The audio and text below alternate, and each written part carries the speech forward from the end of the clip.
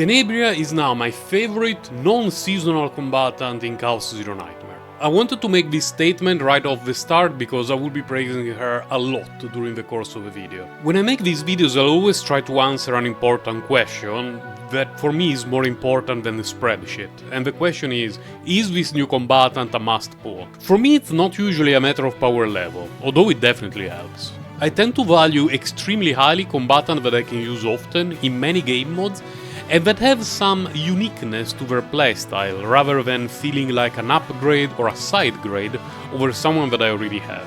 Tenebria ticks many of those boxes. What makes her unique is Music Start, the unique card that is the cornerstone of her kit. It has two main functions.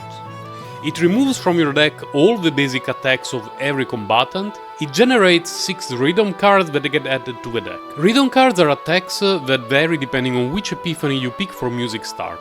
I will get more into detail about rhythm cards later when I start talking about cards and decks, but I want to focus for a moment on this card replacement mechanic. At first it sounds a bit like a gimmick, but it's actually a huge game changer. The first and most obvious benefit is that since all of the basic attack cards are removed automatically by Tenebria at the start of a fight, we don't need to do so during our save files farming adventures. Think about how much more you could do in all your save files without having to remove the basic attack cards. Now, you still have to remove the basic heal and shield cards, but it still makes save files easier to farm, although this only applies to combatants you're going to play with Tenebria. The other huge benefit is especially noticeable in sortie. Basically all combatants during a sortie run want to remove as many basic cards as possible, while obtaining their own cards, triggering epiphanies, and trying to set up their core strategies. Tenebria does all of that essentially before the run even starts. Her rhythm cards are the source of her damage, while her own epiphany cards help to draw them, trigger them, make them deal more damage, and so on. But at the end of the day, if you start a softie run with Tenebria, and especially if you can choose Arpeggio as your epiphany, you will notice how hard she carries the whole team with minimal effort. I had a run where she was the main damage dealer the whole way through, while my E6 Hail Mary was just standing there looking pretty. And she is pretty. In this video I will not be talking about the Rift for two reasons. The first is that this Rift boss is so hard-coded to be wrecked by Tenebria that it makes no sense to evaluate her performance in this game mode. Secondly, I will have a separate video about the Rift once I have more time to grind the sortie and finalize a couple of save files that I want to test. Needless to say, for endgame modes like the Tower and the Nebula bosses, Tenebria is going to absolutely slay. Now let's talk a bit more in detail about her cards. Since Music Start is the most important part of her kit, let's focus on that first. Its base version generates a very decent rhythm card that increases damage based on how many rhythm cards you have, and can also cascade activating everything. I actually prefer it over some of the Epiphany versions. Crescendo and Staccato are a bit janky to use. I'm sure there will eventually be some secret illegal builds with them that can break the game, but I would rather play builds that are relatively easy to pilot while also breaking the game. Fortissimo is an interesting card, and I think it will shine if we can get a support combatant that has synergy with linked cards. It's okay, but not that amazing. Fermata feels really slow to play, and you need a ton of action points to generate a rhythm card. The real star of the show is Arpeggio. This is an auto-win in sortie, and with properly constructed decks you can do absolutely insane stuff. Arpeggios are 6 cards with all different effects. They can draw other arpeggios, reduce their cost, activate others, and their damage keeps going up. These cards are a draw and damage engine that requires little support during a sortie run, making them a reliable way to clear content right off the bat, irrespective of which other cards you get. Speaking of other cards, Spotlight is phenomenal. I think every save file should have one copy of the upgrade version, since it generates an extra free Spotlight each turn, unless you're going for a first turn kill build. Outside of that, Epiphanies 3 and 4 are fantastic. Number 3 deals damage, moves rhythm cards to the hand, which is better than draw, and activates them for even more damage. Try to get the action point discount divine on this. And Epiphany 4 allows you to manipulate the deck and guarantee you will be drawing rhythm cards next. Call and Response has different uses. If you're using an arpeggio deck, which you should, Epiphany 1 is great, since it counts as a rhythm card while in hand and it can draw 2 cards.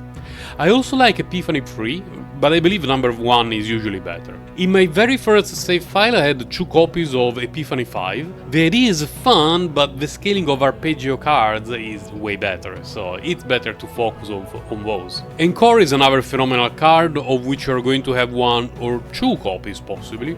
Epiphany 3 discounts rhythm cards and adds 1 hit, although my favorite is Epiphany 5, which draws potentially multiple rhythm cards and buffs their damage. Photo Time is the only card in her kit that feels underwhelming.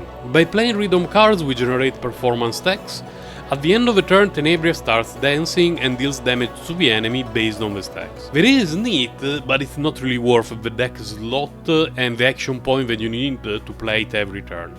If it was an upgrade card and the stacking effect was available at the end of every turn, it would be pretty good without breaking the game. I don't want to say that Tenebria is a one-trick pony, but to me it feels like arpeggio builds are so much better and more reliable than anything else, that it's borderline mandatory to build her like that, at least for your first save file. I'm sure there will be showcases clearing endgame with even her basic rhythm cards, that's how good she is, but I would say go with arpeggio first and focus on meme builds later. Tenebria's ego skill is solid and the buff is permanent, so although it's a bit expensive, it's worth using it as early as possible, just like Peco's ego skill for Serenial. Partner, you want Arya. Yeah, you got Tenebria, you pull for Arya, or you get her from the shop. Memory fragments for Tenebria are fairly flexible. You can use a mix of 2 crit damage, 2 attack and 2 basic card damage buff, or you can use Prelude to Hero and crit damage set. If you do use Prelude to Hero, keep in mind that you want to have some way in your team to discard cards, so plan accordingly. Arpeggio save files can vary quite a lot based on whether you want to gigamax your damage per turn or you want to play them more consistently. The gear you want is the Cthulhu weapon or the crit damage one, and in general you just want gear that increases damage. If the game is kind enough to you, try to pick up the crit damage engraving first and then the 30% damage one. Tenebria's Manifest Egos are weird.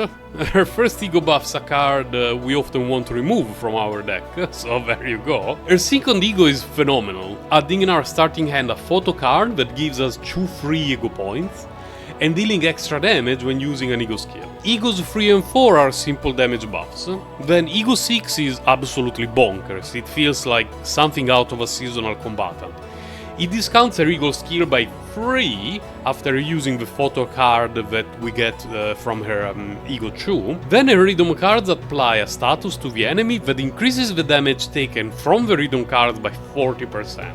And those cards that are activated randomly automatically target that selected enemy. Absolutely bonkers. If you care about just collecting combatants, she's phenomenal at base Ego. If you want to invest a bit more into her, Ego 2 is a great stopping point. I was lucky enough to get her Ego 2 in a small amount of pools, so I'm debating about going for Ego 6, just because I enjoy playing her that much. Irrespective of how much you want to invest into Tenebria, make sure you build Ray. She's by far Tenebria's best controller. It's a must to have 3 copies of Strike of Darkness. The base version with a neutral card draw attack to it, the Epiphany with lead that increases damage of basic attacks, and the upgrade version. These 3 cards are going to boost your Tenebria's damage a lot. Then you can fill the rest of your deck with snack time, neutral card draw like attack, and whatever you want. Let's now go back to the question I posed at the start of the video. Is Tenebria must pull? I could add a mandatory disclaimer here. Chaos Zero Nightmare is a gacha game. Every combatant is usually getting pOwErCrEeP. Pull for who you like.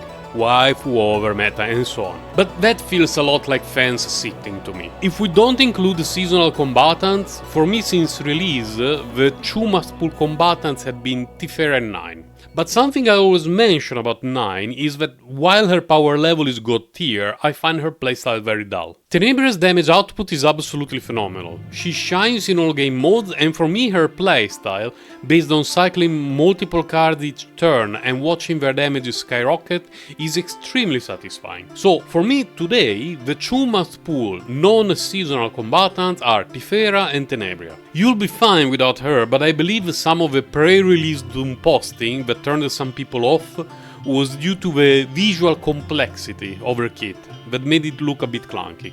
In reality it's fairly straightforward, fun to play and performs really well. Bye guys, take care.